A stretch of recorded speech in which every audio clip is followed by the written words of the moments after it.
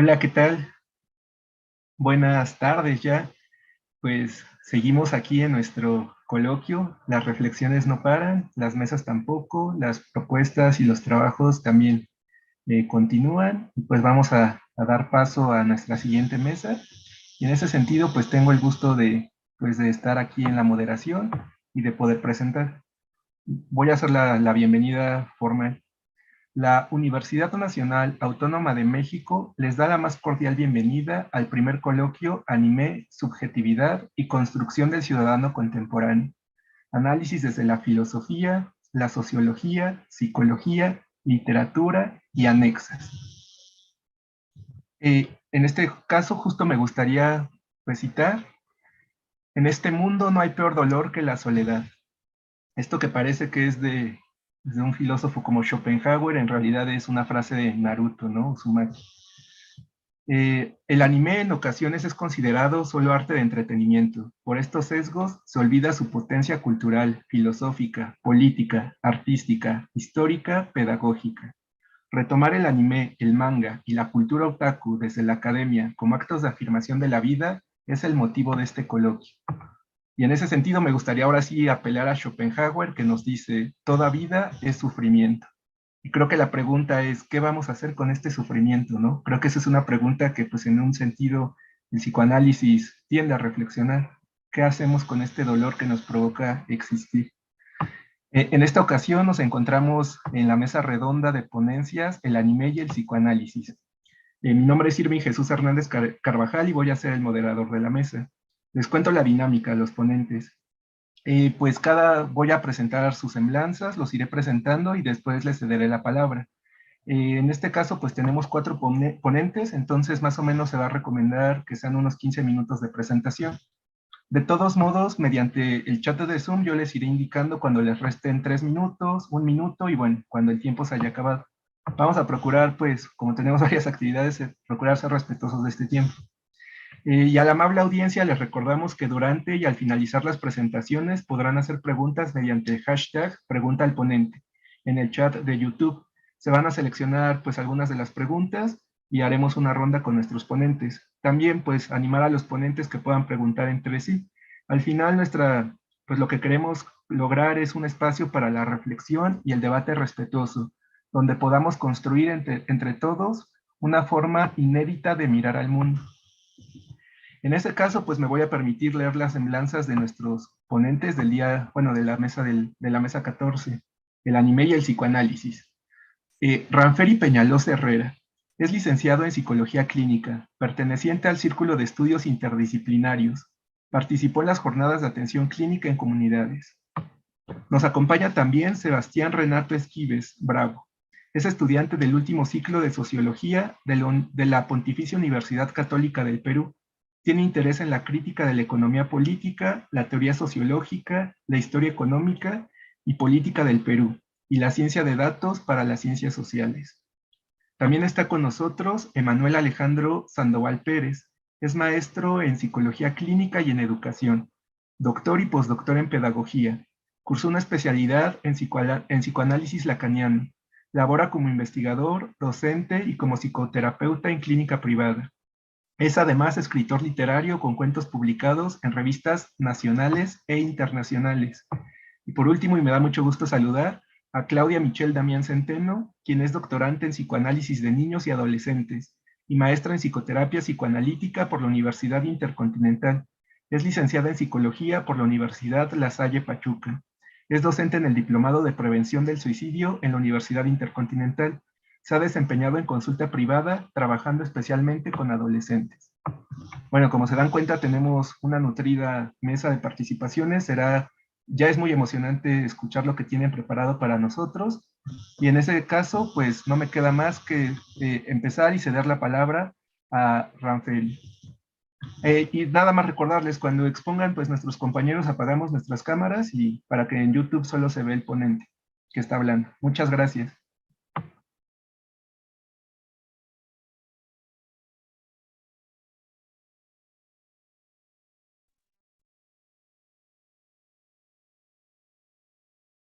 Todo espero que no se me vaya mucho. Estoy usando internet de escuelas que, bueno, esperemos que si hay alguna problemática en torno a si escucha directamente o se traba demasiado, pues para apagar la cámara y poder dar la oportunidad a que pues, se pueda entender.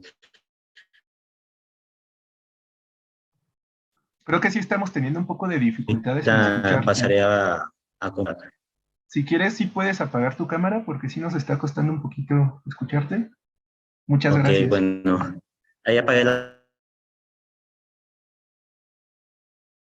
no sé si ya se escucha mejor, con más conectividad. Pueden confirmar. Sí se escucha un poquito mejor, me parece que sí.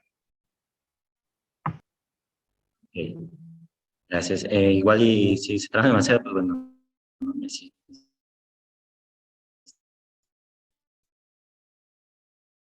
eh, eh, todo esto.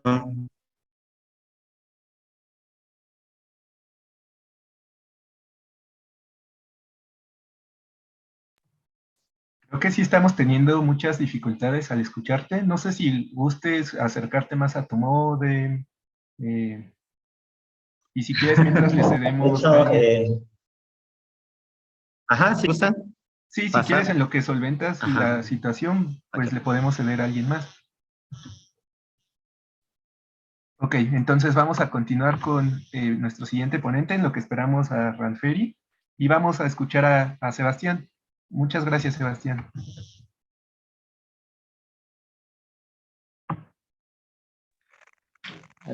Aló, bueno, ¿me escuchan? Sí, sí, sí.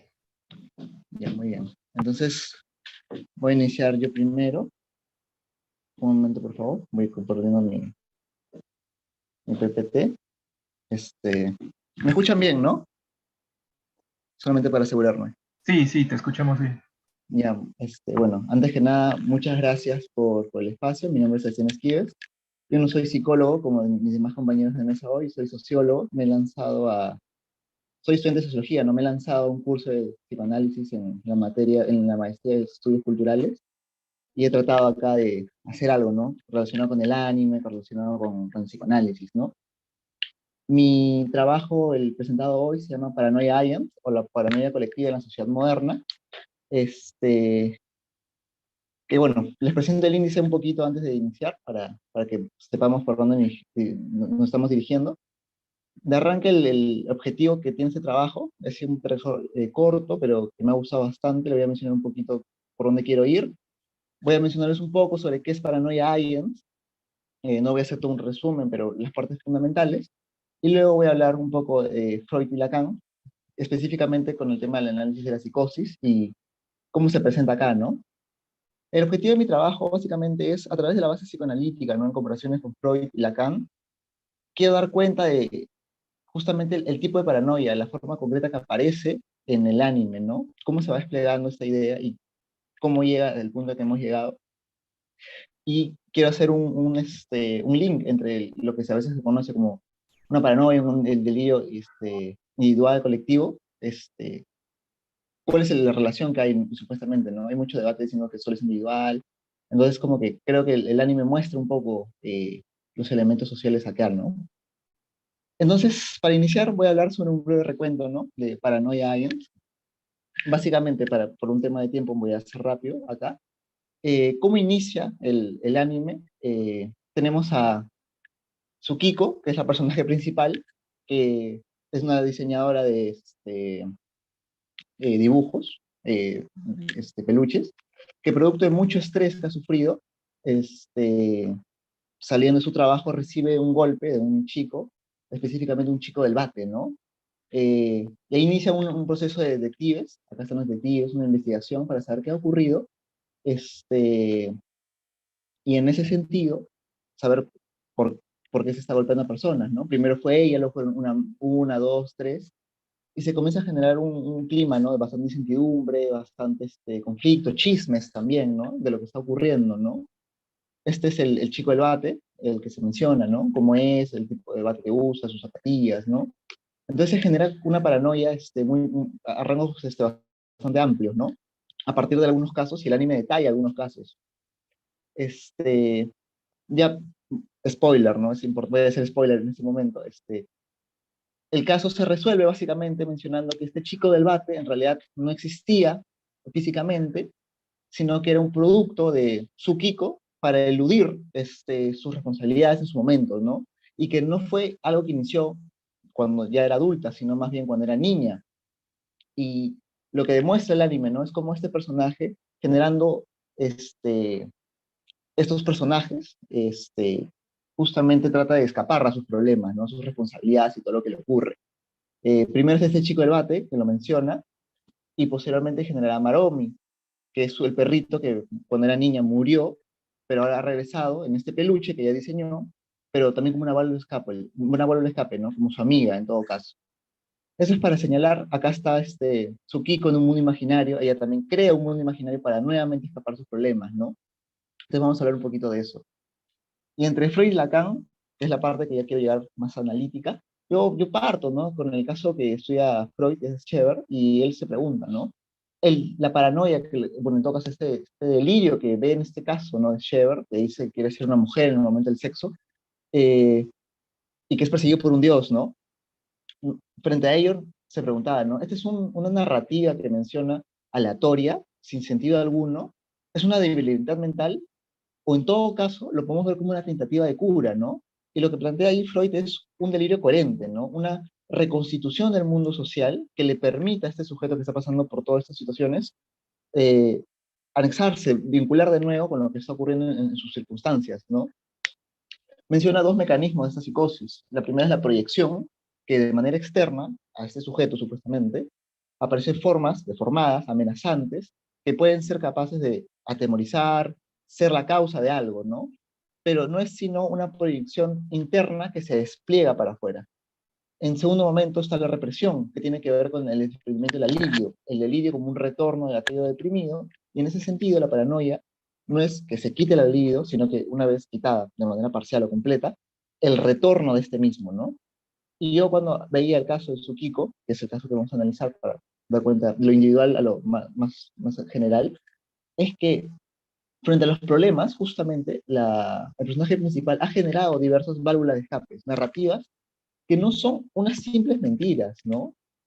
A su padre le dice, sí, atropellaron a mi perrito, y no le dice eso, ¿no? Entonces su perro muere atropellado, pero no le llega a decir, mi perro murió atropellado, sino que genera un chico del bate, ¿no? Que es el culpable de todo esto, y genera espacios, ¿no? Entonces, no es que mienta solamente, sino que su mentira se vuelve realidad para ella, lo cree y tiene efectos prácticos en su vida. De verdad, en el punto del anime, ella considera que sí existe el chico del bate, ¿no? En verdad existe. Y acá en la foto que está atrás es en realidad ella golpeándose, ¿no? Es lo que ocurre en el anime. Generar una ficción, pero ella es la que se golpea.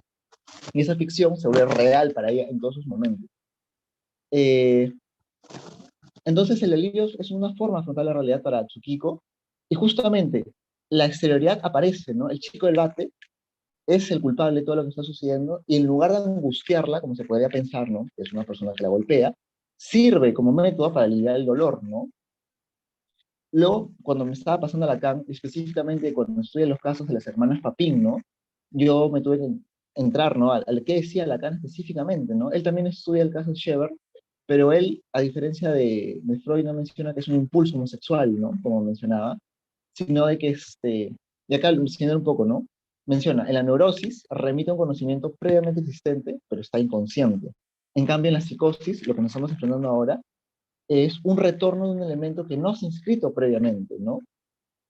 Algo que no se ha dado, no se ha señalado. Y ahí trata de explicar justamente lo que es la forcusión, ¿no? Esta inscripción del mundo simbólico que no se llega a dar y aparece un elemento no registrado, ¿no? Que es el nombre del padre, que no ha podido dar cuenta de señalar esta persona, ¿no? No es que hay un problema en la castración, como se diría, sino de que no había propiamente tal. Y ahí se señala, ¿no? Para Freud, el problema de Scheber era que venía algo desde afuera, ¿no? Lacan lo señala, viene desde lo real. Como no ha podido ser inscrito en este mundo simbólico, aparece lo real, ¿no? Y ahí cuando estudia este caso de las hermanas Papin, ¿no? Lo señala bastante bien ese punto con respecto a cómo aparece la hermana muerta, supuestamente, y lo señala, ¿no? No lo voy a detallar más porque no es tema de exposición. Eh, entonces, al no haber este registro propiamente dado que debe realizarlo, ¿no? En el nombre del padre, no hay una ausencia de este proceso de castración, ¿no? Y cuando vemos el caso de Tsukiko, hay una relación con su padre muy fuerte y el anime se desarrolla para el final, ¿no? Propiamente hay una ausencia de un padre, ¿en qué sentido, no? A ver, el padre real del personaje principal existe propiamente, o sea, no es de lo real, sino un padre de carne y hueso real, ¿no?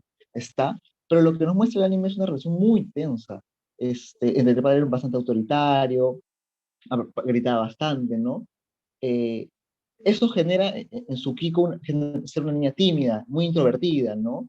Y en todo caso, una niña incapaz de poder lidiar con sus problemas, que eso se ve incluso cuando crece, ¿no? Y se vuelve más adulta. No puede lidiar frente a los problemas que le presenta su trabajo, ¿no? Y luego en las investigaciones, tiene que recurrir de nuevo a sus válvulas de escape, que son delirios en todo caso, ¿no? Que comienza a generar, ¿no? Entonces, cuando ella de niña ve la muerte de su perro, niega la situación, ¿no? No fue mi culpa, yo no quise matarlo, no fue mi incapacidad, ¿no? Pero no por capricho, sino porque no tiene la capacidad de regular esa descripción, no sabe cómo enfrentar al mundo que se le ha presentado en tanto no ha sido nombrada como sujeto y no tiene esa inscripción simbólica, ¿no? Yo lo que ahí resalto es que este proceso de formación, en realidad lo que no ha ocurrido, no ha sido propiamente castrada como se menciona, y ha generado justamente que no pueda ser capaz de lidiar en el mundo social. No puede señalarse como tal y tiene que recurrir a otros mecanismos, ¿no? Y creo yo que se ve muy claro, y Satoshi Kon lo hace muy bien acá, que es con respecto a Tsukiko, que es el personaje principal, y el detective Ikari, ¿no? Que es uno de los detectives que trata de resolver el problema del chico del váter, ¿no? Que yo lo menciono como el retorno del padre, ¿no? Tsukiko no tiene la figura paterna que hubiera deseado, cariñosa, que la inserta en este mundo. Ikari es un hombre sin hijos, su esposa no podía tener hijos. Entonces, generan una relación en ese mundo imaginario entre padre e hija, ¿no? El retorno de todo esto, y ahí son felices, en un mundo imaginario donde todo está bien, mientras Japón se está destruyendo, menciona el anime, ¿no?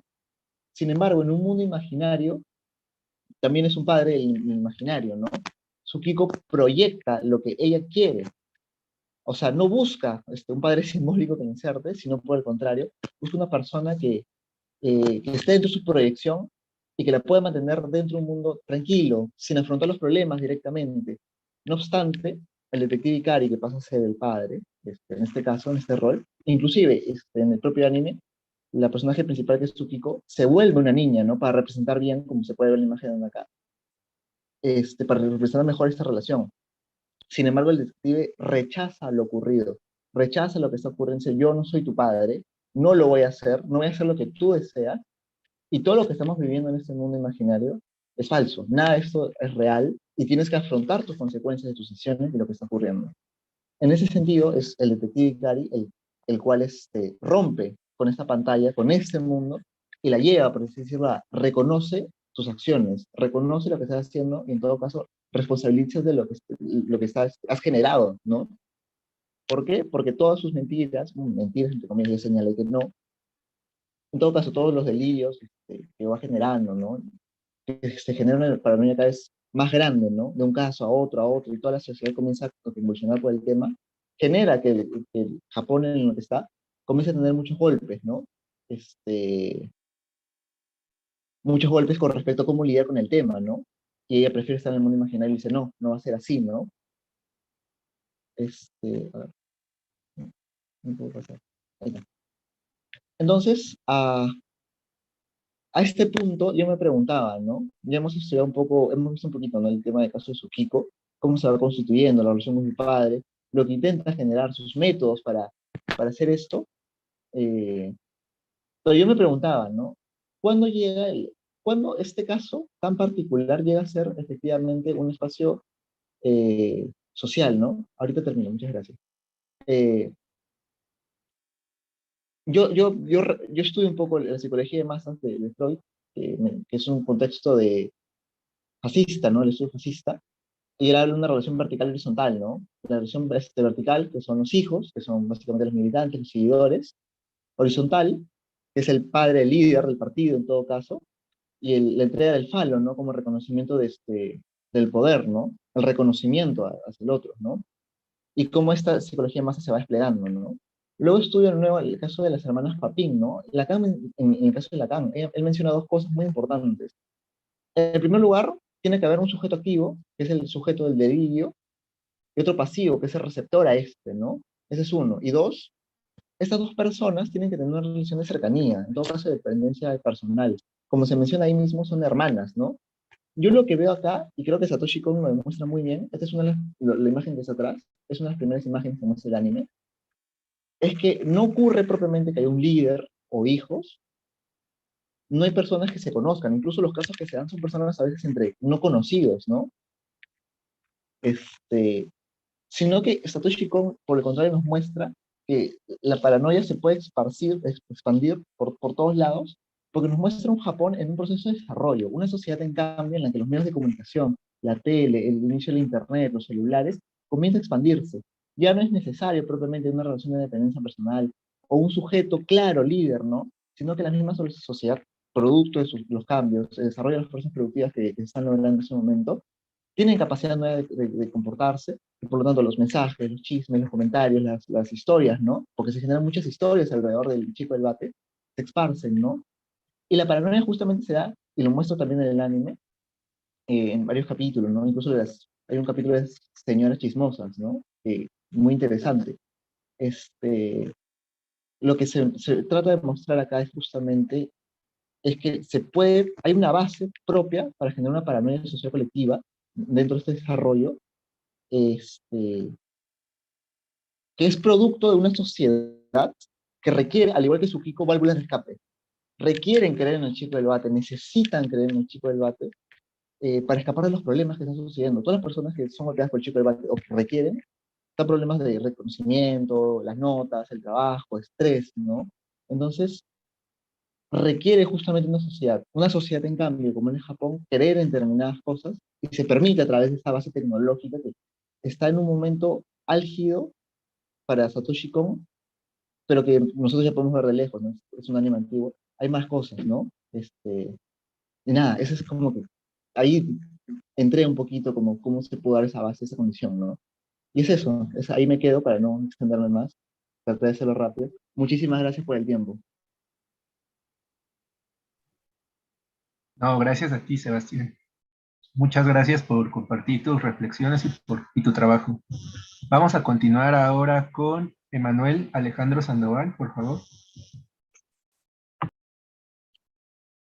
Claro que sí.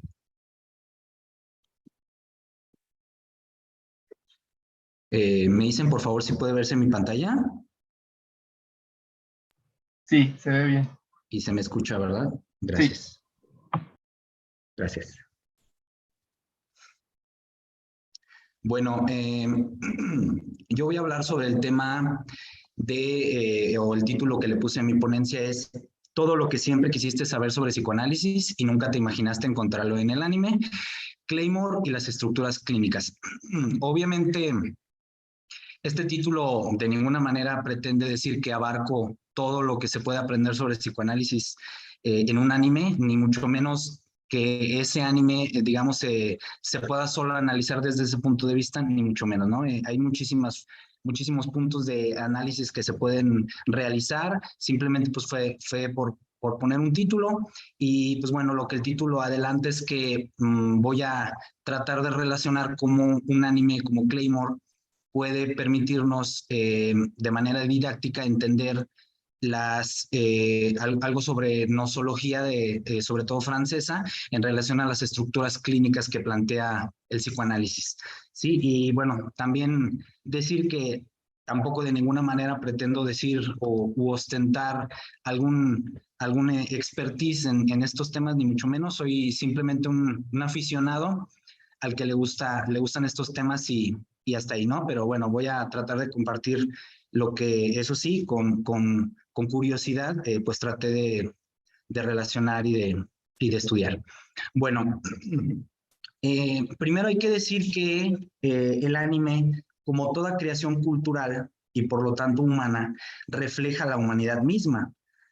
Siguiendo esa premisa, pues pudiéramos aseverar que todo lo humano del anime nos toca profundamente a todas y todos. Sin embargo, también cabe aclarar que no, el anime o no todos los animes son para todos.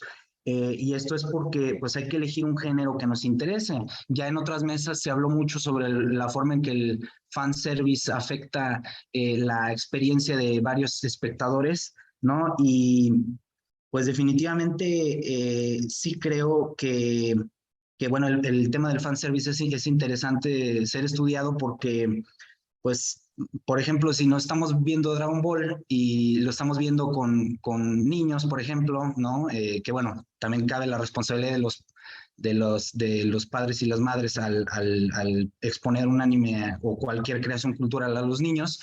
Pero pues sí, por ejemplo, cuando llegan las escenas del maestro Roshi y demás, pues como que es un fanservice que definitivamente habría que evaluar qué tanta necesidad tiene de estar ahí, ¿no? Bueno, la sexualidad, esto me lleva a lo siguiente, la sexualidad es común en el anime, pero eso es porque pues, la sexualidad es lo más humano que existe, ¿no? Dice Slavoj Žižek, que es lo que nos separa de los animales, ¿no? Separa no en el sentido de que seamos mejor que ellos, ¿no? Sino simplemente porque pues los seres humanos tenemos deseos y no solo necesidades, ¿no? El mismo Zizek ha definido el psicoanálisis como una ontología, ¿no? Precisamente por esto, porque de manera subjetiva estudia cuestiones muy humanas, ¿no? Y la sexualidad es una. Ahora, hablando sobre el tema de la sexualidad, podemos aquí citar, por ejemplo, a Elvia Vargas Trujillo, ¿no? Una importantísima psicóloga colombiana que escribió un libro maravilloso que se llama Sexualidad mucho más que sexo, donde ella precisamente plantea que pues, la sexualidad es mucho más que eso, es identidad, orientación, amor, autocuidado y muchos otros temas. El psicoanálisis es una disciplina, ¿no? Disciplina en su sentido más etimológico, que tiene que ver con que tiene discípulos, es decir, que se transmite, ¿no? Es una disciplina que estudia precisamente el deseo y la sexualidad como términos completamente humanos y complejos e inherentes, ¿no? A la complejidad que nos representa a nosotros. Entonces, me parece importante llegar a esta parte, ¿no? Entonces, en el anime, pues es una creación cultural que también ya lo discutieron en otras mesas, pero yo, desde mi punto de vista, por supuesto que es que podría ser catalogada como, hay algunos como obras de arte, ¿no? Es una creación cultural que es un arte en sí misma, por supuesto, donde la humanidad se refleja y que, bueno, que tiene como temas recurrentes la sexualidad con todo lo que eso significa, no solo el sexo, que ya dijimos que el fanservice a veces representa esa parte, ¿no? Bueno, voy a hablar específicamente sobre un anime que me parece maravilloso, que es Claymore. Otra vez no soy experto ni mucho menos, pero bueno, es un anime basado en el manga del mismo nombre, escrita y dirigida por Norihiro Yagi, ¿no? El género es de acción y fantasía con claras referencias a la Edad Media.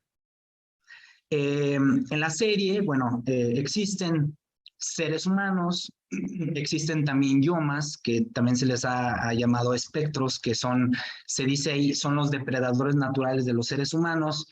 Existen claymores, que son estas que vemos acá, estas guerreras que tienen sangre y carne de Yoma, es decir, de espectro, y que son contratadas por una organización para defender a los seres humanos y pues vencer a los Yomas, ¿no? Ellas, aunque los Yomas, que tiene una de sus características, pueden adquirir forma humana, las Claymore están perfectamente capacitadas para identificar esto, ¿no? Entonces, bueno, también hay personas de una organización y hay algo que se llaman despertares. Los despertares son claymores que han cedido ante sus impulsos de Yoma, es decir, sus poderes Yoma, y han cedido ante esos impulsos, que es algo que no deben hacer, y pues bueno, se han vuelto despertares, que son seres voraces que pues bueno, son poderosísimos, ¿no? Entonces, estos son de manera muy general los tipos de personas que hay. Ahora, hablemos sobre los personajes. Está Claire, quien es la protagonista. Ella, durante su viaje, no voy a tratar de no hacer demasiados spoilers, durante su viaje Claire, pues, digamos, conoce a Raki, quien es un ser humano. Ella lo defiende, ¿sí?, contra otros seres humanos que quieren hacerle daño. De la misma manera, ahora sí que cumpliendo una cuestión de destino, como ella fue protegida por Teresa, quien es esta de acá, que fue la número 1 de la organización y quien por defenderla a ella se metió en problemas. Y es que las Claymore tienen 2 reglas fundamentales, que es, sobre todo, que es no hacerle daño a los seres humanos y no, pues no, obviamente no ceder ante sus impulsos Yoma, ¿no? Entonces, Teresa fue perseguida por haber defendido a Claire cuando era niña, por varias Claymore, sobre todo por la segunda de la organización, que era Priscila. Cuando digo primero y segundo es porque son en diferentes, digamos, momentos los mejores que van siendo en la organización, con los más poderosos. La segunda, que era Priscila, la persigue. Voy a tratar de no spoiler, de hacer spoiler, pero pues bueno, Priscila cede ante sus poderes Yoma y se convierte en un despertar, el despertar más poderoso que existe. Entonces, bueno, hasta aquí están los personajes de manera muy general. Ahora me gustaría, ya dicho lo anterior y por el tiempo que tenemos, que es muy poco, obviamente por razones pues de respeto a las demás, ¿verdad? A las demás pues presentaciones. Bueno, me gustaría hacer una analogía aquí, una analogía entre los poderes Yoma y los deseos sexuales. Es decir, creo que ahí hay mucho de tema sexual en esta parte si hacemos una analogía, porque así podemos nosotros identificar las diferentes estructuras clínicas que desde el psicoanálisis se han podido desarrollar, ¿no? Por ejemplo, Claire y Teresa, que ya dijimos que, bueno, protegen, cuidan, nunca abusan de sus poderes Yoma, pues podríamos decir que reprimieron esta cuestión, que si lo hacemos la analogía, pues reprimieron esta cuestión sexual, ¿no? Son capaces de reprimir esta cuestión sexual. Los despertares, que por cierto, hay algo que se dice ahí, que los hombres nunca pudieron ser Claymore porque siempre terminaban despertando. Ahí al rato voy a hacer ahí un pequeño análisis, pero los despertares pudiéramos decir que tiene que ver con la perversión, con la estructura de la perversión, porque utilizan otro mecanismo de defensa que no es el de la represión, sino el de la desmentida. Es decir, sé que sí, pero hago como que no, ¿verdad? Entonces la desmentida, pues ahí pudiéramos ver por este desafío de la ley, este placer en cumplir con sus instintos, con sus deseos, ¿no? Decía Freud que los perversos viven sus deseos como les vienen. Entonces, en este sentido, los despertares pudieran ser catalogados como desde este punto de vista. Y Priscila, que fue la segunda de la organización, que buscó a Teresa para asesinarla por haber incumplido con lo que la organización exige, pues bueno, ella fue más bien, se entregó ante sus poderes Yoma, pero para volverse un despertar. En este caso, yo más bien quisiera hacer el análisis a que más bien fue psicosis. Fue psicosis porque ella tenía intensas, digamos, intensos delirios de pensar que la ley siempre era como la ley. O sea, ella no jugaba a ser la ley, ella era la ley, ¿no? Ella se quedó más bien en un registro, si lo podemos analizar desde ese punto de vista, en un registro imaginario, donde ustedes saben que una cosa siempre es esa cosa y no puede ser más en relación con otras, ¿no? Desde este registro imaginario, pues la estructura es sostenida por los delirios, entonces desde mi punto de vista, pudiera ser una reflexión que se hace aquí. No es la única, a lo mejor alguien pudiera hacer otro análisis, pero aquí me parece que pudiera ser el tema de la forclusión. ¿Sí? Dice, por ejemplo, dice Bleichmar, permítanme, dice, por ejemplo, Hugo Bleichmar, en el 2012 dice que un elemento pertenece a lo imaginario cuando es algo en sí mismo y a lo simbólico cuando adquiere una relación en valor con otros elementos. Ella no podía ser madre, hermana, ella era la ley y punto, ¿no? No podía ser otra cosa. Entonces, desde este punto de vista, me parece que va hacia la psicosis. Bueno, entonces, analizadas estas cuestiones, me gustaría hacer otras dos cosas para reflexionar de manera muy rápida, ¿no? Porque yo sé que a lo mejor me queda poco tiempo. En primera, pues bueno, por supuesto que no hago, no me hago sordo en relación con que al psicoanálisis se le ha criticado mucho desde el feminismo, por supuesto, esta cuestión, estos conceptos como envidia del pene, ¿no? La cuestión de todavía el concepto de falo, me queda clarísimo que se ha criticado mucho, ¿no? Y de hecho, bueno, bastante hablo yo de eso con un colega en un libro que publicamos y que de hecho la página de Psicología Clínica y Social de la UNAM nos hizo el honor de compartir. Entonces, pues bueno, ahí lo encuentran. Ahí, por supuesto, que hablamos sobre este tema de cómo la epistemología del psicoanálisis tiene que reconocer que pues, bueno, tiene que reconocerse desde la crítica, ¿no? Entonces, no hablaré sobre ese tema. Lo que sí es que, pues bueno, el psicoanálisis de manera interna, eso sí, tiene una congruencia epistemológica impecable. ¿A qué me refiero con eso? Que todo cuadra, ¿no? Es parsimonioso. Entonces, si yo estoy diciendo acá que Claire y Teresa están en el terreno de la neurosis, algo que me apoya para decir para llevar a cabo este análisis es que las dos, si se fijan, prácticamente adoptan a alguien, cuidan de alguien, ¿no? Realizan el maternaje de alguien y esto hace comunidad. En la serie se plantea que hace comunidad. De hecho, no voy a hacer spoilers, pero el hecho de que estas dos Claymores digamos, se hayan relacionado de tal manera, cambia todo el curso del anime, ¿no? Entonces, decía Freud, ¿no? En 1931 dice, la mujer en el camino de conquistar su sexualidad femenina cambia la envidia del pene por la maternidad, es decir, un cambio de objeto. El deseo de la maternidad no es una perversión, sino la más intensa meta de deseo femenino. Esto es algo que desde el psicoanálisis freudiano se utiliza, digamos, para analizar por qué las mujeres no quedan en tanto, o hay tanta diferencia, una diferencia tan abismal entre la incidencia de perversión entre hombres y mujeres, ¿no?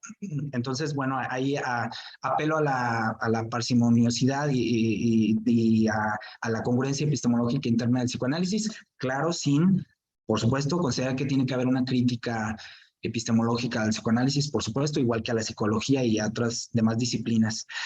Ahora, esto me lleva a un segundo punto que quiero reflexionar y es ¿por qué los hombres no pueden ser Claymore, no? O sea, es decir, no que yo quisiera que fueran, sino la serie plantea algo bastante interesante y es que definitivamente dice ahí el anime plantea, ¿no? Es que los hombres se convertían demasiado pronto en despertares, es decir, no sé si llevar al análisis a otro punto de vista más social y decir que definitivamente ahí digamos, la sociedad japonesa o todos nosotros como sociedad en este anime nos damos cuenta de que definitivamente hay algo digamos, en la masculinidad que plantea que haya más proclividad hacia esto, ¿no? Es decir, obviamente desde un punto de vista social, no biológico.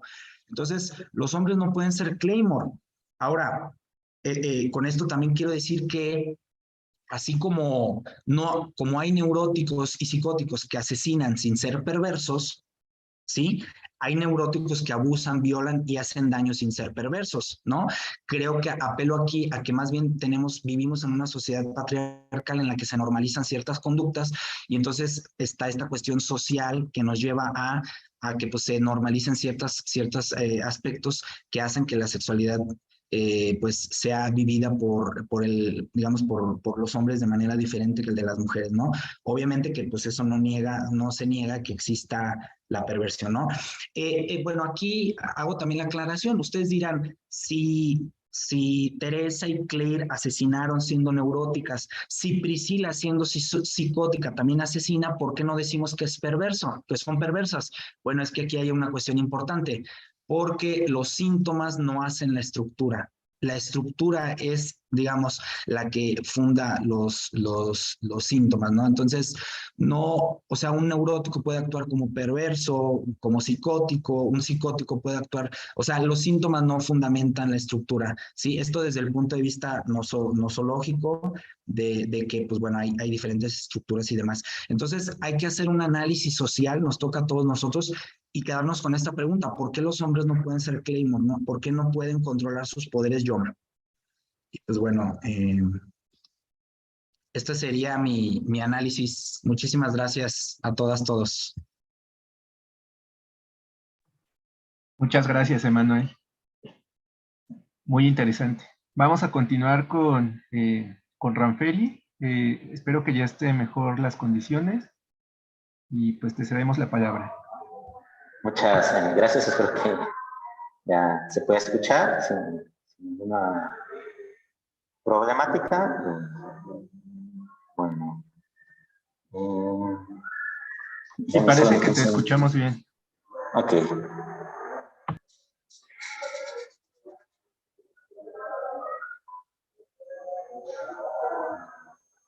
Ok, no sé si ahí ya se comparte la pantalla. Si me confirmen si se ve. No. Todavía no, no. ¿No? No. Ok, permítanme un segundito. Sí, una disculpa, como estoy desde el celular, pues así me siento un poco boomer, pero vamos a ver si se puede. Ah, ok, sí, no, de verdad. Ok, ahí ya se puede. Sí, ahí ya la vemos. Ok, muchas gracias. Sí, una disculpa a todos también por el tiempo que me tomó como poder poner todo esto. Esperamos que no haya ninguna problemática, pero bueno, también aquí con proyectar PowerPoint. Ok, pues bueno, mi tema es ley al cuerpo. Esto, bueno, no quise tomar en sí, pues a hacer el ley. Pero en sí no voy a tomar el anime, sino el juego me parece, 98-99, ya que, pues bueno, no me parece que está más asociado directamente con la psicología, y bueno, ahorita vamos a ver algunas diferenciaciones. Y bueno, las primeras consideraciones bueno, me gustaría proporcionar bajo ese tema es si existen los psicoanálisis. Es decir, que hay corrientes dentro del mismo, o sea, del psicoanálisis, que no siguen una ortodoxia freudiana. Esta consideración, pues, considero pues, la teoría de Lacan como paradigmáticamente inconmensurable a la freudiana. ¿Qué quiere decir? Que aunque Lacan mantiene prácticamente muchas veces el nombre de los mismos conceptos, realmente significa cosas completamente distintas a las que proponía Freud, ¿no? Esto también se separa de las corrientes freudo-lacanianas, que realmente hacen como hay una conjunción de la teoría de Lacan y de Freud. Esto no es una consideración de que una sea la buena y otra la mala, ni nada por el estilo, ¿no? Sino más bien simplemente es diferente y considera pues, estatutos de manera distinta, ¿ok? Obviamente aquí no hablamos de un valor de bueno o malo, porque pues bueno, yo no les puedo decir cuál es la mejor teoría, sino pues bueno, si nos vamos también a popularidad, pues directamente pues sería mejor un aspecto neurocientífico, ¿no? Pero más bien aquí se trata de, pues bueno, ¿no? Revisar que sí hay diferencias, pero es también pues nos puede llegar a nutrir, ¿no? Ok, como les digo, pues agarro el juego no, creo que, no sé si era de momento, se lo doy. Ahora sí, es canónicamente similar tanto a los macroeventos que suceden en el anime, es decir, pues bueno, ¿no? Eventos un poco más misticistas en tanto que Lane vendría a ser este encarnamiento de una nueva conciencia derivado pues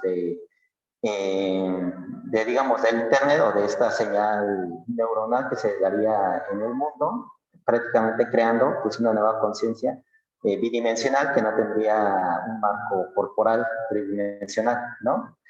Si bien estos elementos sí están ahí presentes, tienen varias diferencias, como lo es el enfoque completamente más psicológico del videojuego. En sí, pues bueno, no nos recomendaría jugar videojuegos, sino simplemente leer, pues bueno, ¿no? La traducción que se hizo de ahí, pues lo que se hace mucho, pues son como notas y diarios, y es de lo que se va a hacer en presente análisis, ¿no?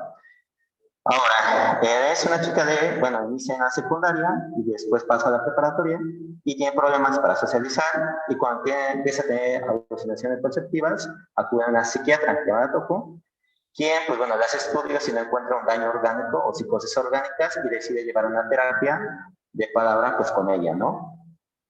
Ahora, de personas principales, pues tenemos a Len como protagonista, a Toku, que sería la psiquiatra, sus padres no tienen nombre en sí, pero solo se menciona como el señor Iwakura y la señora Iwakura, ¿no? Aquí me salté unos porque realmente también por temas de tiempo, pues bueno, no daba, ¿no? El tiempo. Ahora, ¿cuáles son los principales síntomas que se ponen ahí de relieve? Es como de que inician con sueños vívidos y también alucinaciones, ¿no? Esto es también de vista, alucinaciones también auditivas y también, bueno, ¿no? De tacto.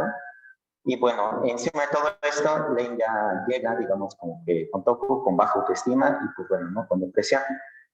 Y ahora, pues bueno, hay dos maneras de leer la historia, ¿no? Digamos que la canónica, la que vendría solamente a darle pues estos enfoques más mágicos o místicos de ahí.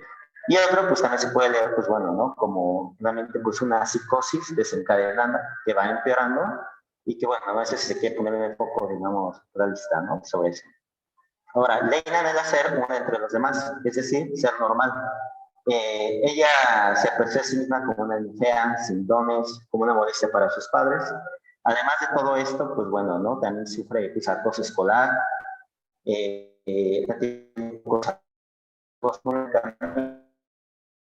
bueno, ¿no? Después también empieza a tener problemas. Ahora, el en sí los sucesos, bueno, es que terapéuticas se pelea con su amiga por una, digamos, entre sí, de amor y no que recibe de un chico que a su mejor amiga le gustaba, esta le deja de hablar, pasa mucho tiempo en la internet debido a no tener, digamos, ningún amigo, y ingresa a la preparatoria. Ahí hace una nueva amiga, quien esa nueva amiga de repente desaparece de la nada, ¿no? Pero a raíz de eso también empiezan a desaparecer lo que es su padre y su madre, ¿no? Cuando empiezan a desaparecer lo que es su padre y su madre, empieza pues bueno, ¿no? A meterse más en el mundo de la computadora y hace una creación, por así decirlo, de un cuerpo de su padre dentro de la propia computadora. Es decir, pone como, digamos, una imagen virtual a la cual empieza a poner una voz, pero después lo pasa a querer pasarlo a un tridimensional, a crear, digamos, cierto sentido. Un robot que, por ejemplo, vendría a ser como este sustituto, o es más bien esta creación sustitutiva de su padre, ¿no? La cual, al momento de darse cuenta de que jamás podrá tener, digamos, como un algoritmo perfecto de simplemente, bueno, ¿no? De, digamos, de vida o de alma, lo termina destrozando. Y bueno, es cuando ella planea hacer, más bien en lugar de pasar la red hacia el mundo tridimensional, es una inversa, ella pasarse del mundo tridimensional hacia el mundo bidimensional, ¿no? Es decir, cargar su conciencia dentro de la internet, a lo cual ella tiene una alucinación donde se ve a sí misma, y justamente cuando se ve a sí misma es cuando dentro de esta alucinación, dentro de esa psicosis, es que tiene justamente la certeza de que ella realmente ya está allá dentro de la internet y decide suicidarse para poder, digamos, pasar a ese estatuto. Bueno, ahorita me voy a ir muy rápido, igual y creo que directamente no puedo checar el chat acá, así que si ya empieza a pasar el tiempo, pues cállenme para no pasarme del tiempo, ¿ok? Una disculpa, bueno, ando dentro del celular. Y bueno, ahí está todo mal escrito. Debería ser clínicas, una disculpa, también estoy agarrando el PowerPoint anterior que tenía guardado aquí en el celular. Y bueno, es una diferenciación de neurosis y psicosis, ¿no? Es decir, intervalo y frase. Eso lo tomo mucho de la lectura que hace Alfredo Einstein, que es parte del grupo de apertura para Lacan o Apolan, donde pues bueno, ¿no? Ellos también generalmente hacen una diferenciación entre diferentes paradigmas dentro del psicoanálisis, ¿no? Y entonces, ¿cómo tenemos la estructura? Como sin principio, sin centro, sin fin, ¿no? Y aquí la principal diferencia entre neurosis y psicosis es, como ya habían mencionado anteriormente algunos compañeros, se entra un operatorio significante del nombre del padre. Tú puedes estar en conjunto de almohadilla en el fantasma, ¿no? Y aquí, para rápido, un significante es lo que representa un sujeto para otro significante. Es decir, que un significante no se significa a sí mismo, hace bucle con otro significante, y el sujeto, a diferencia de lo que podría ser como un sujeto de la antropología, que el sujeto es igual al individuo, en Lacan, el sujeto es lo que se encuentra en el agujero, es decir, entre en el bucle de un significante y otro significante. Para la estructura neurótica, Lacan, bueno, en el texto de una cuestión preliminar totalmente posible de la psicosis, genera, pues bueno, este plano proyectivo que se llama esquema R, que es el que está hacia la izquierda, donde, pues bueno, ¿no? M mayúscula, I mayúscula, pues bueno, aquí voy a dar pasando la perspectiva. La I mayúscula indicaría el ideal del yo, la M mayúscula el significante del objeto primordial, y la P mayúscula el significante del nombre del padre, pero si ven P en la A, pues vendría a ser como la batería del significante. Como saben, una batería siempre está completa, sin importar cuántas piezas tenga, ¿ok? Entonces, en la operatoria de P en A significa que justamente se necesitan al menos 3 significantes, es decir, que un significante no se significa a sí mismo. Esto pues es vital para entenderlo. ¿Por qué? Porque el hecho de que esté PNA hace un plano proyectivo en donde phi minúscula, que está en la otra esquina, en la contraesquina de PNA, que vendría a ser el falo, y aquí pues bueno, falo no tendría que ver con ningún órgano masculino, sino simplemente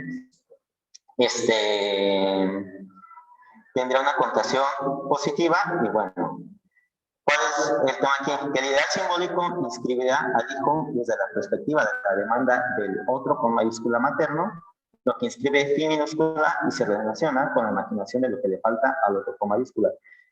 Phi minúscula tiene connotación positiva, el niño como tapón de la falta de la madre, con inscripción de esa misma falta en el cuerpo que falta en la imagen especular, ¿ok? Se lo tomo igual de las estructuraciones a partir de Lacan, de Alfredo, ¿ok?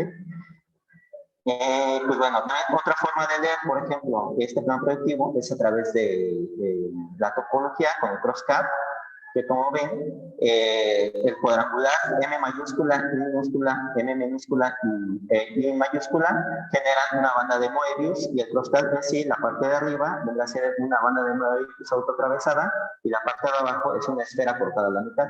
Otra manera de también leerlo, o leer como este punto de armario que estamos definiendo, es con la figura, bueno, superficie topológica Void, que como ven tiene un punto en el centro, ¿ok? Y bueno, el menos 3 de 9 padre, como había dicho, es lo que habilita el 4, que incluye la existencia del sujeto. Todo significante tiene una virtud ideal, significar la ley del no todo del S de A barrado, es decir, que en sí lo que genera, pues es como una ley lógica. En sí, Einstein lo pone mucho como de que no se confunde el semejante materno, bueno, de los primeros cuidados, con el gran otro, con la ley, de, por así decirlo, del lenguaje, sino que se da que hay una falta y se da la extracción del objeto A. Por ejemplo, si no sucede la extracción del objeto A, o si no sucede P en A, aquí esto, pues bueno, ¿no? Eso es un plano que hace Lacan para el caso Schroeder, donde se ve, pues genera P sub 0, es decir, que el significante del nombre del padre no está operando, y phi mayúscula sub 0, es decir, que tampoco el padre estaría ahí dentro de una operatoria. Y bueno, si ven acá, lo que está en R y Machado vendrá a ser también un plano, lo que les dije que era directamente la banda de Moebius, es como el plano de la realidad.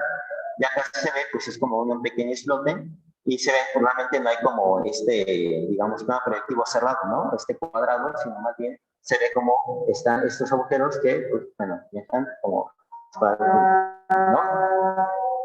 Y ahora, para hablar un poco de la constitución del cuerpo, esto ya no lo pongo muy rápido, eso lo pongo de Patrick y Hewitt, la lectura que hace del uno de Frege, y pues bueno, en esta semana, bueno, igual muy rápido, la lógica que está dentro del nuevo Romeo, o del enlace Borromeo, es esta, ¿no? Siguiendo la lectura del número de Frege, o de la creación, digamos, de los números naturales, es que para dentro de la parte, digamos, si se sigue la línea a partir de lo simbólico, es decir, con la S mayúscula, es que no hay una existencia, pero puede hacerse una curación con un imposible de la existencia. Es decir, que lo posible para la existencia es el conjunto de idéntico a sí mismo. X es igual a menos X. Es por una muerte que produce un agujero al cual no cae ningún objeto y crea una existencia, una existencia por fuera. En lo real, en la R, hay un cardinal cero asociado al conjunto vacío, lo que se pone ahí como vida y que es producto de la operación imposible simbólica. Ahí está, aún estamos en la creación de algún objeto, pero lo que permite es el postulado de una primera equivalencia del cero, lo que lo define, y ahora sí vamos a redondear el imaginario, que el cero adquiere consistencia, es donde se funde la primera existencia de equivalencia con el cardinal del conjunto vacío, que funda la serie de los números naturales, que funda la aritmética como cuerpo. ¿Qué nos hace entender? Que a pesar de que Len, por ejemplo, tenga un cuerpo biológico, un cuerpo de carne, ella cuando, por ejemplo, hay una escena muy importante que se ve a sí misma frente al espejo y destroza ese espejo, destroza esa imagen que se ve producida ahí y comienza a cortarse. Es decir, que Te realmente quedan 2 cuerpo minutos, Ransferi, perdón. Sí, muchas gracias. Pues ahorita voy volando. Es decir, que este cuerpo biológico que ella tiene en sí no tiene una propia, digamos, una consistencia, ¿no? Es decir, viene a decir que es como que uno es atado. Acá, por ejemplo, en este nudo de la izquierda, que viene a ser como lo que pone acá para la paranoia, hay una indistinción de los registros real, simbólico e imaginario, ¿no? A la derecha, pues bueno, ¿no? Tenemos un redondel, que en este caso sería el simbólico, que contiene dos ciclos real e imaginario, que bueno, Lacan propone para los temas de contraanálisis. Pero ¿cuál es el chiste de presentación acá? Que bueno, si estamos argumentando en cierto sentido que en sí Lacan propone pues una ontología materialista, es decir, que no hay realidad prediscutiva y que la realidad se origina en el campo del lenguaje, donde su función es la palabra. Estamos hablando que en sí la construcción del cuerpo que genera ley a través de la internet es en sí, pues bueno, ¿no? Realmente lo que le da una existencia y un soporte para lo que vendría a ser pues su cuerpo biológico, por así decirlo. Y esto pues, puede dar en algunos casos en los que se puede ver como avatares virtuales realmente es lo que generan en sí una consistencia corporal para las personas, ¿no? Más allá de fuera de que puedan hablar como de una realidad, pues bueno, ¿no? Tridimensional. Aquí estamos viendo que el apartado de la realidad está enmarcada fantasmáticamente a partir de significantes y dependiendo de la estructura que se pueda realizar, pues bueno, ¿no? Hay algo que, por ejemplo, ahí no cuadra o simplemente no termina cerrando. Y, pues bueno, acá se utiliza ya la parte interna, la parte es como estos suplementos para justamente, por decirlo, real, a pesar de que no existe esa parte biológica. Y bueno, puede ser también críticas, lecturas, pero bueno, esto ya me da tiempo a esto, si lo quieren buscar, de Félix Morales, de Anuel Lacan, era como una contraposición de también las lecturas del Nuevo Borromeo y el Santón como forma de fin de análisis para la psicosis, que él propone lo contrario, pero bueno, sería todo también por el tiempo. Gracias. Muchas gracias, Ransferi. Bueno, pues vamos a continuar con la última participación y ponencia. Te cedemos el uso de la palabra, Claudia. Sí, gracias. Voy a compartir pantalla.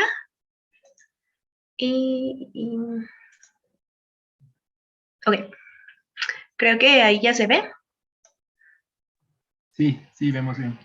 Ok, muchas gracias. Muy bien, pues mi nombre es Claudia y la ponencia que preparé para este día está titulada Culpa y Castigo, un análisis desde la perspectiva psicoanalítica del personaje de Ken Ichihouji, el emperador de los Digimon. Bueno, ok. Esta ponencia la dividí en 5 ejes temáticos, que son estos de los que voy a hablar a continuación. Okay.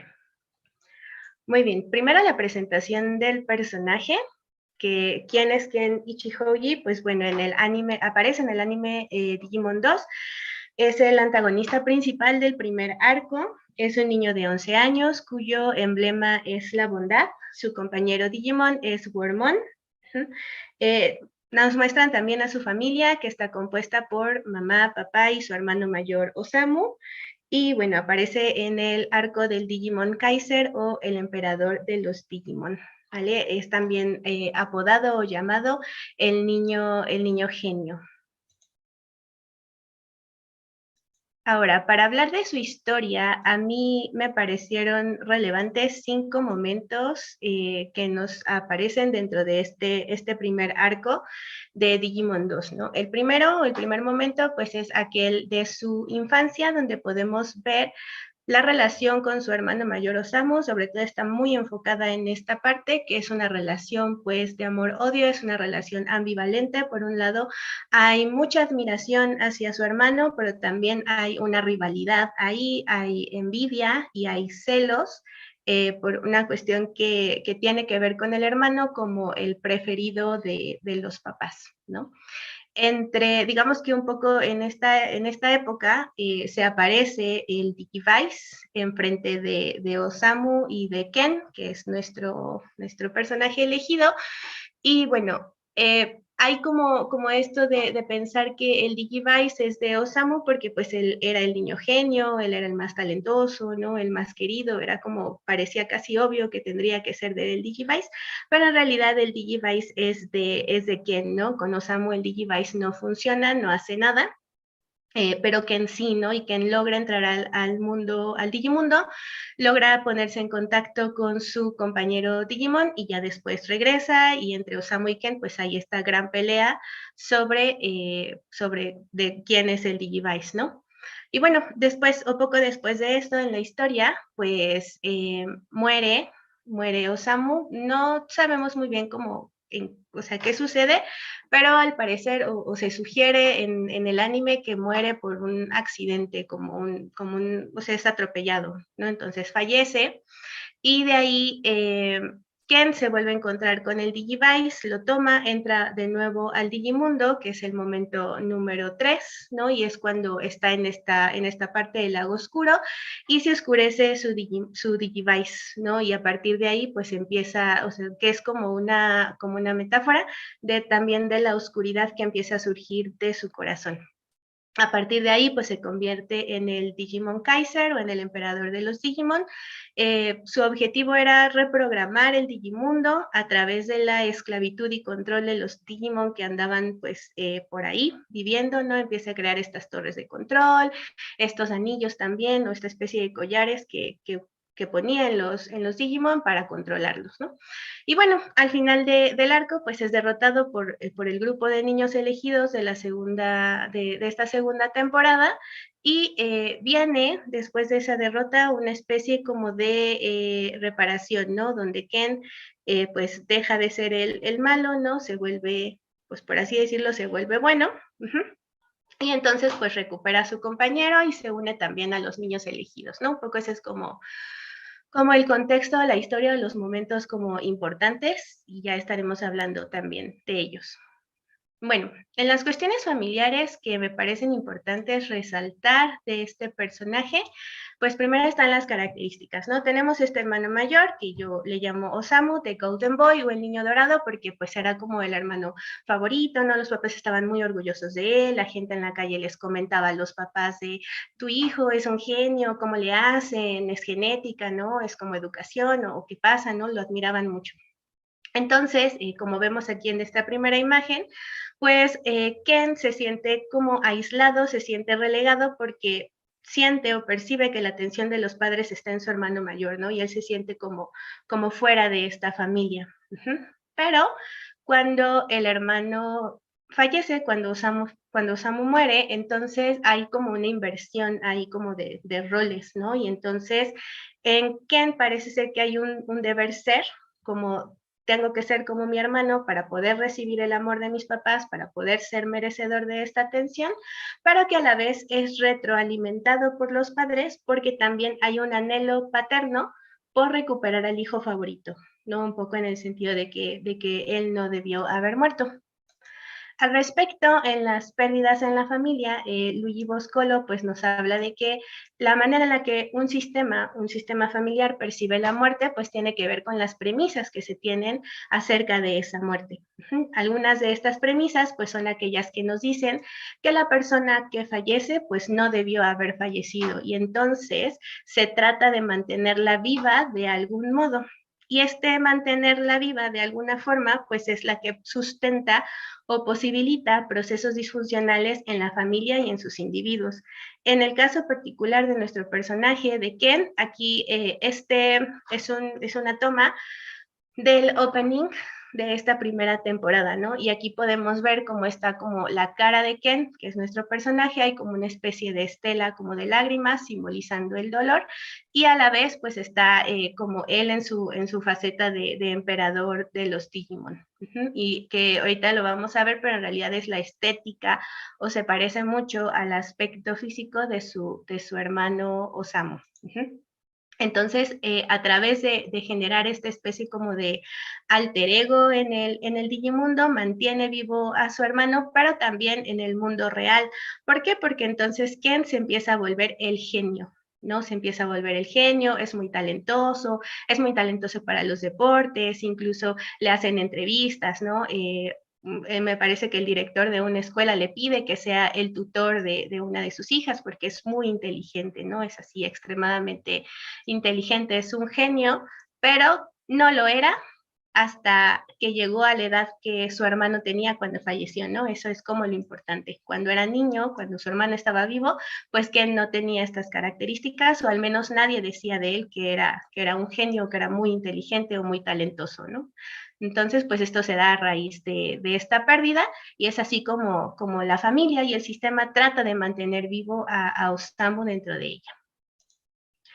Y muy bien, ya hablando como de categorías pues más analíticas, ¿no? Hay una que a mí me interesa mucho en este personaje, que es la parte de la envidia y que es de Melanie Klein, que fue una psicoanalista inglesa, y ella publica Envidia y Gratitud en 1957. Están estos tres ejes para hablar de esto que le sucede a Ken, ¿no? Primero, bueno, la definición de la envidia que nos da Melanie Klein es que es un impulso enojoso contra otra persona que posee o que goza de algo deseable, siendo el impulso el de quitárselo o dañarlo, ¿no? Una de las frases que repite Ken durante su infancia es: si Osamu no estuviera, todo sería diferente, ¿no? Si él no estuviera, mi mamá me querría a mí, ¿no? Y entonces tiene este pensamiento de ojalá que Osamu se fuera, ¿no?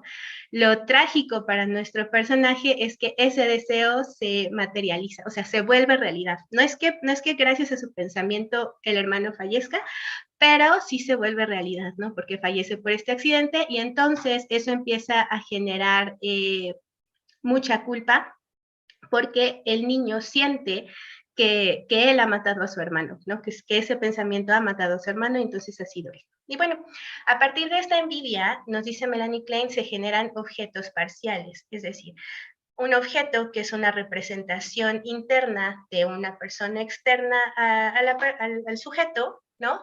Lo que hace es que se divide en partes buenas y partes malas, ¿no? Y aquí pues hay como varias divisiones. Puede ser también un objeto bueno, un objeto malo, un objeto idealizado, un objeto devaluado, y el objeto malo, que en general se puede volver persecutorio cuando hay una envidia excesiva, ¿no? Esto abre paso como a esta sensación de persecución. En el caso de Ken, pues los podemos ver casi todos, ¿no? El objeto idealizado, pues sería su hermano Osamu. El objeto evaluado sería el mismo, porque él no se cree capaz como de hacer todas esas cosas, no cree que tenga como valor, sino que todo tiene que ser para su hermano. Hay una disociación ahí de él mismo. Y también, bueno, pues esta parte, digamos que de Osamu, pues se vuelve también una especie de objeto persecutorio, ¿no? ¿Por qué? Porque cuando, nos dice Melanie Klein, cuando el niño toma todo lo bueno de una manera voraz, todo lo bueno del pecho, lo succiona y lo destruye, que el pecho sería el pecho bueno, ¿no? El objeto bueno, entonces pues después le da miedo que toda esa agresividad se devuelva contra él, ¿no? Y entonces ese objeto se vuelve persecutorio y amenaza con destruir al yo, ¿no? Amenaza con destruir al sujeto. Y aquí entra la parte de la culpa, ¿no? La culpa es consecuencia de una envidia excesiva, se vive de manera persecutoria y es un fracaso en la elaboración de la posición depresiva, que la posición depresiva nos ayuda a integrar las partes buenas y malas de los objetos y verlos como objetos totales, ¿no? Objetos completos con sus partes buenas y sus partes malas. Y bueno, la fuente de la culpa es la sensación de haber arruinado al objeto bueno y su bondad, ¿no? Esto también pues nos resuena mucho porque recordemos que el emblema de Ken Ichihoji pues es el de la bondad, ¿no? O sea, él en teoría era como un niño muy bondadoso, ¿no? Cuando el niño era muy bondadoso le decían que era muy dulce también, pero no se hace como merecedor de esto bueno, ¿no? Y esto surge también a raíz de la culpa, porque no puede, al tener estos impulsos agresivos tan destructivos, no puede aceptar lo bueno que también hay en él. Entonces, pues se vive así con mucha culpa y esto nos lleva a una necesidad de castigo que tiene que ver con un super yo envidioso, un super yo que aniquila la posibilidad de reparación. La reparación es poder, traer de vuelta a ese objeto dañado y repararlo de alguna forma, ¿no? Estos sentimientos de culpa y de persecución excesiva generan una necesidad de castigo y esto se satisface con la incrementada desvalorización de la persona, ¿no? Ken, cuando se da cuenta de todo lo que ha hecho de malo en el Digimundo, pues se castiga mucho, ¿no? Se castiga demasiado, incluso entra en esta especie como de coma del que no quiere despertar, porque pues hay aquí una necesidad de ser castigado por esta destrucción que genera, ¿no? Que no solamente tiene que ver con el mundo digital o con el Digimundo, sino también con el mundo real y la muerte de su hermano, que es percibida como que él la ha provocado. Y bueno, aquí está también otro concepto del falso self, que este es de Donald Winnicott, desarrollado entre 1955 y 1960, ¿no? El falso self pues se define como una organización defensiva muy rígida que surge como respuesta a una falla ambiental temprana con el fin de proteger y ocultar el verdadero self, ¿no? Al respecto, pues Donald Winnicott nos dice que todos necesitamos una pequeña cantidad de falso self que tiene que ver con la socialización y como esta parte de poder pues, socializar, ¿no? Como en general.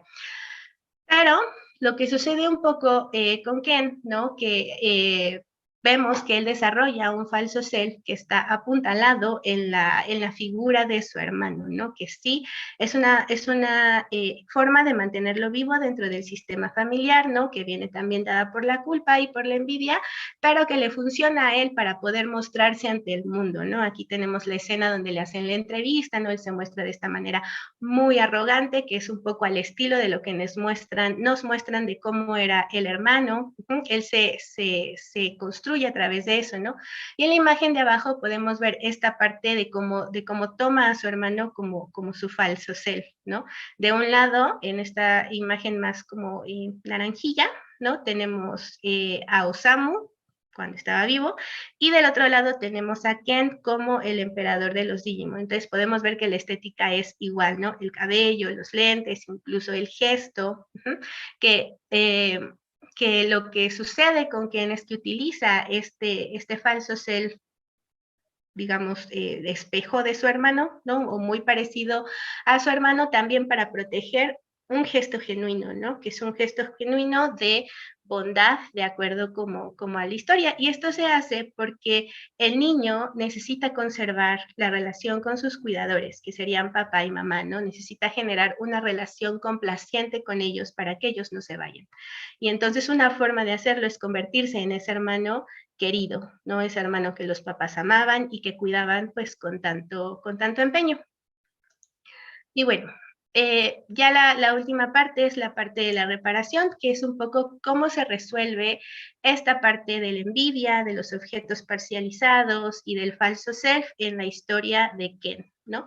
Y bueno, el Digimundo como posibilidad de reparación. Al final, digamos, del arco, ¿no? Después de que el emperador de los Digimon es vencido, después de que Ken es vencido, pues ahí todo sucede como una serie de cosas, ¿no? Primero, pues Ken vuelve al Digimundo y se encuentra en esta, olvidé el nombre, en la isla del principio, ¿no? Que es donde nacen los Digimon y los Digimon que mueren, pues vuelven a reencarnar, ¿no? O reencarnan ahí. Y entonces, o sea, esto surge un poco a partir de varias frases o varios diálogos que se van mostrando en estas escenas, ¿no? La primera es, Osamu está muerto, ya no está aquí, sé tú mismo, que es algo que le dice su madre, ¿no? Ya no está aquí, ya lo aceptamos, sé tú mismo, ¿no? Ya no necesitas ser tu hermano para que nosotros te querramos, ¿no? Para que nosotros te amemos. Y cuando él entra a esta isla, ¿no? Se encuentra con otros Digimon bebés, ¿no? Y entonces ellos le hablan como de esta parte reparadora, ¿no? Le dicen, tú serás exculpado por causar su muerte, hablando de la muerte de su compañero Digimon, porque también en esta pelea que tiene con los niños elegidos, pues Wormmon, que es su compañero, muere, ¿no? Fallece. Y entonces le dicen, serás liberado del dolor por su muerte y eso es lo que esperas, ¿no? Y eso es lo que esperaba Ken, ser liberado del dolor de la muerte, no solamente de su compañero Digimon, sino también de su hermano Samu. Y él empieza a decir esto, ¿no? Esa es la realidad que no quiero admitir. Osamu está muerto, Wormmon también está muerto, lo perdí por mis acciones destructoras, ¿no? Que este es bien significativo de la agresividad y de cómo esta agresividad excesiva destruye y destruye a los objetos. Y hay una frase que a mí pues me gusta mucho, ¿no? Que le dice otro bebé Digimon y le dice, no puedes deshacer el pasado, es tu propia historia, todas las cosas buenas y malas que has hecho. A lo que Ken responde, debo vivir mi vida admitiendo todo, puedo hacerlo por Wormmon, por el recuerdo de que estuvo conmigo, puedo ser fuerte, ¿no? Aquí es cuando empezamos a ver esta parte de la reparación, ¿no? Como él dice, ok, estas son las cosas que he hecho, las buenas y las malas, este también soy yo, puedo admitir que hay partes buenas y partes malas del mundo y puedo vivir con eso, ¿no? Puedo ser fuerte, es decir, puedo integrar esta parte. Y además es muy bonito en la serie, bueno, en el anime, porque entonces Wormmon sí vuelve a la vida, ¿no? A diferencia de su hermano, cuando Ken hace esta reparación, Wormmon sí vuelve a la vida y se queda como su compañero Digimon, ¿no? Y bueno, al final de esta escena, Ken vuelve con sus papás, vuelve al mundo real, ve a su madre llorar y se da cuenta, ¿no? Mi madre llora por el temor de perderme y le dice, mamá, gracias por darme la vida, ¿no? Que es reparar esta parte, es un poco darle también el lugar y darse también el lugar de yo no soy mi hermano y no necesito ser mi hermano para poder ser merecedor de este amor y además la posibilidad de poder reparar todo lo que se había destruido con la agresividad. Bien. Y bueno, eso es todo de este breve análisis. Muchas gracias. Muchas gracias a ti, Claudia. Bueno, pues ya escuchamos las ponencias. Si pueden, ponentes, prender sus cámaras, se los vamos a agradecer mucho, pues porque ahora viene la parte de las preguntas. Por aquí tuvimos pues varias participaciones a través del chat de YouTube. Pues me voy a permitir leerles las preguntas. Entonces, pues vamos a comenzar. Roberto Salcedo escribe, en el capítulo final de Paranoia Agent, vemos cómo el estrés se presenta en el mundo de la animación. ¿Consideras que se nos sugiere de algún modo que la animación produce la paranoia colectiva?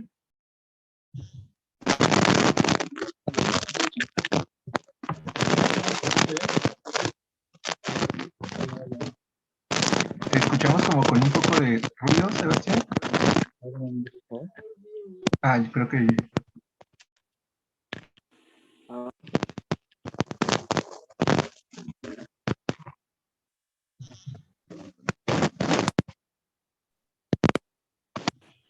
¿Mejor ahora? No mucho.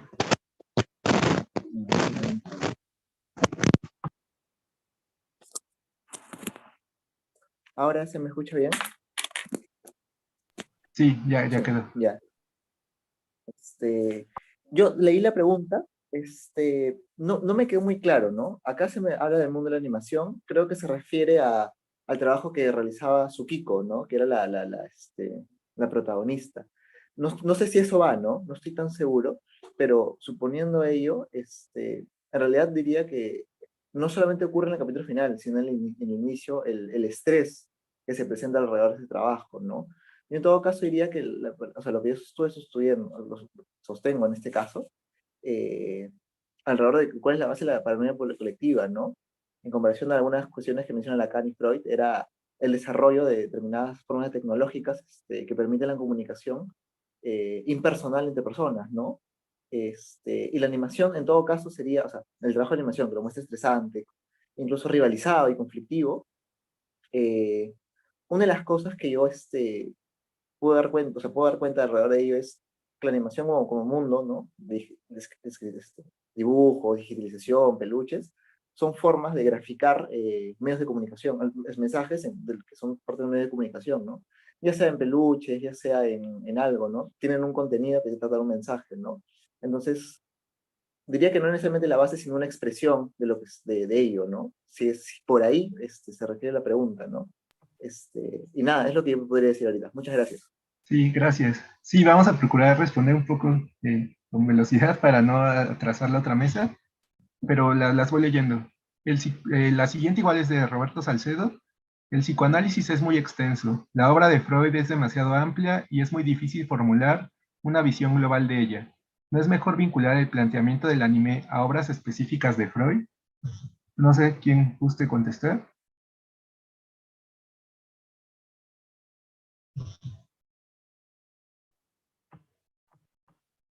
Si quieren, pues mientras leo la que sigue. Víctor pregunta, para Emanuel Sandoval, ¿de alguna forma podría también Claymore relacionarse con la misma visión psicológica del autor? Hola, ¿ahí me escucho bien? Ah, gracias. Bueno, sí, en dos sentidos, ¿no? En un sentido más psicoanalítico, pues obviamente ahí podríamos hablar de otro mecanismo de defensa del que no se habló, que es la sublimación, ¿no? Es decir, la creación de productos culturales y científicos, ¿no? Donde pues, a los impulsos sexuales se encuentra se les da un cauce, pues, digamos, productivo de manera social, ¿no? Pero como dice, por ejemplo, Vargas Llosa, ¿no? Cuando dice que el escritor hace un striptease invertido, ¿no? En vez de desvestirse lentamente, dice Vargas Llosa, el escritor se viste lentamente hasta que su novela le parezca desconocida, ¿no? O sea, que parezca que no encuentra de sí mismo en ella. Entonces, a pesar de eso, creo que el psicoanálisis diría que de cualquier manera siempre hay algo que podemos identificar de uno mismo en nuestras creaciones culturales. Entonces, pues sí, claro que el autor mismo de Claymore se ve en Claymore, ¿no? O sea, y también nos vemos nosotros como sociedad. Y de la pregunta, aprovecho, perdón, de la pregunta anterior, que planteaba de si hay que ir a una obra específica, pues yo diría que sí y no. O sea, sí, porque claro que la obra de Freud es muy vasta, igual la de Lacan, la de Klein. Sin embargo, bueno, una cosa es hablar de que hay varios psicoanálisis y otra decir que cada uno de los libros de cada uno de los autores es una obra en sí misma, ¿no? Como dice Alfredo Edelstein, ¿no? Precisamente de Ápola, dice que una de los retos del psicoanálisis para poder avanzar como disciplina, pues es que digamos que todos estemos hablando de lo mismo cuando decimos algo, ¿no? O sea, es ponernos de acuerdo y buscar una puesta en común. Entonces, si yo voy a una obra de Freud que escribió en 1915, es muy diferente que una de 1931, es verdad. Sin embargo, hay que hablar del psicoanálisis, ¿sí? Aunque haya varios psicoanálisis. Es ahí pues uno de los retos no solo del psicoanálisis, sino de las ciencias sociales, ¿no? La cuestión esta epistemológica. Gracias. Gracias, muchas gracias, Emanuel. Aquí hay dos preguntas para Claudia. La primera dice que si investigaste el contexto cultural japonés, sobre todo porque dice que es un tópico muy común en textos japoneses y animes, pues esta cuestión donde un hijo toma el lugar de la hermana perfecta, que quedó difunta, pues. Y la siguiente pregunta dice, que es de Roberto, ¿en la envidia se puede ver la realidad o el objeto envidiado está de alguna manera idealizado por el sujeto que tiene envidia? Ok, bueno, pues respondiendo a la primera pregunta, sí es un tópico común. en muchos, no creo que solamente en la cultura japonesa, sino también en otras culturas, el pensar que lo que deseamos o lo que pensamos puede cobrar pues materialidad en el mundo real, ¿no? No creo que sea algo exclusivo de la sociedad japonesa, creo que es algo de muchas culturas, ¿no? Incluso la nuestra, si pensamos en los Reyes Magos, por ejemplo, no es como yo pienso que o yo escribo una carta para y entonces eso genera como la materialidad del regalo, ¿no? Un poco en ese aspecto. Y bueno, respecto a la otra pregunta, sobre el objeto envidiado, pues sí, o sea, en el sentido de que los objetos, o sea, lo que sucede con los objetos en la parte de la envidia es que están divididos o disociados, ¿no? Entre una parte buena y una parte mala. Entonces, la parte buena del objeto es esa parte que yo idealizo, ¿no? Que es algo similar a lo que pasa, por ejemplo, en el enamoramiento. ¿No? En el enamoramiento no estamos viendo a la persona real, sino estamos viendo solamente las partes buenas de esta persona, ¿no? Y entonces las maximizamos o las hacemos más grandes. Y esa es la parte que se envidia, ¿no? Todo lo bueno que tiene el objeto es la parte que se envidia y es lo que quiero para mí, es lo que quiero tener. Pero al mismo tiempo, cuando hay una envidia excesiva, hay una incapacidad del sujeto para el goce, para el disfrute, para la gratitud, ¿no? Y entonces no puede, o sea, al mismo tiempo que lo envidia y lo quiere, no puede, o sea, no puede agarrar estas características para sí mismo, ¿no? Que es parte de la identificación. Al final, cuando podemos integrar tanto las partes buenas como las partes malas, y lo que quiere decir es que nos quedamos también identificados con ese objeto en todas sus partes, ¿no? Y lo podemos ver de estas maneras más reales, ¿no? Que hay cosas buenas y hay cosas malas, pero sigue siendo la misma persona, no son dos personas diferentes, una buena y una mala, sino es la misma persona con estas dos partes. Y espero Sí, haber respondido. sí, muchas gracias. Y una última pregunta es para Ranfieri, que nos pregunta, ¿Lane recurre al fantaseo o la fragmentación de su realidad, no intencional, claro, como mecanismo de no afrontación de su vida de aquellos elementos que la molestan? Ok, bueno, creo que desde una lectura freudiana se podrá ver así como pues, ciertamente pues, un mecanismo de defensa, probablemente. También está cierta fragmentación de la realidad, como en un sentido de defensa ante una realidad, pues bueno, ¿no? Muy difícil de afrontable. Ahora, no sé, poniéndolo en términos de estructura también es un poco difícil de proponer realmente. Bueno, obviamente es algo que no se hace, digamos que de manera consciente, porque también como vemos acá, en este caso particular, pues existen alucinaciones, ¿no? Entonces también esas ciertas alucinaciones, en cierto sentido, pues, tienen cierta existencia realista dentro de ella. Pero sí que es verdad, como por ejemplo, que es el caso de, bueno, como ya se hablado en la historia, de que pierde a su mejor amiga, pues por culpa de, pues bueno, ¿no? De un chico, ya cuando sigue después, ¿qué es lo que pasa? Que entra a otra nueva escuela y pues bueno, ¿no? En esta psicosis, una alumna, compañera que tiene, ella empieza a verla como pues una chica que es su mejor amiga y es perfecta, ¿no? Pero ¿qué es lo que sucede? Que realmente todo eso sí, pues realmente podemos decir que es una parte fantasiada, pero debido a una estructura psicótica, en esa parte de fantasía, pues realmente pues se genera su propia realidad. Entonces, de cierta manera, sí podríamos decir que, pues bueno, ¿no? Es una parte de una defensa ante una realidad no deseable, pero también habría que poner acá, pues bueno, ¿no? Entre toda la estructuración de que todas las valorizaciones culturales, todo eso, pues hay que recordar que ella es una niña que sufre acoso, o sea, que es muy vulnerable, que también tiene muy baja autoestima y también si proponemos que nosotros nos realizamos a través del otro o de los otros y que dirán, ¿no? El deseo es mimético, es decir, también es imitación de los otros. Entonces, de cierta manera, en esa fantasía y en esa imitación, de lo que vendría a ser justamente, ¿no? Este ideal, pues sí puede ser una forma de defensa. De hecho, justamente cuando genera esa parte de esta, bueno, ¿no? Esta mirada fantasiada, probablemente las otras alucinaciones cesan, ¿no? Pero justamente cuando la pierde, y también es cuando también se viene para abajo. Entonces, supongo que de cierta manera podemos ponerlo que es como que un acto, pues, de anudamiento, por así decirlo, hacia cierta, pues, bueno, ¿no? Realidad. Muchas gracias. Bueno, pues se queda una que otra pregunta en el chat, pero igual las pueden ustedes responder si quieren directamente. Pueden entrar al canal y ahí responderlas. Como se dan cuenta, pues es un tema que genera mucho interés y es poco el tiempo de pronto. yo creo que va a hacer falta hacer un coloquio exclusivamente sobre psicoanálisis y anime. Lo vamos a ir gestionando y se los haremos saber.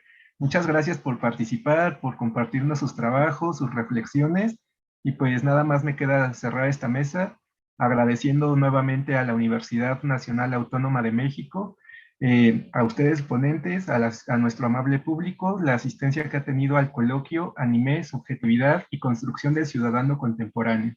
Análisis desde la filosofía, la sociología, la psicología, el psicoanálisis, la literatura y anexas.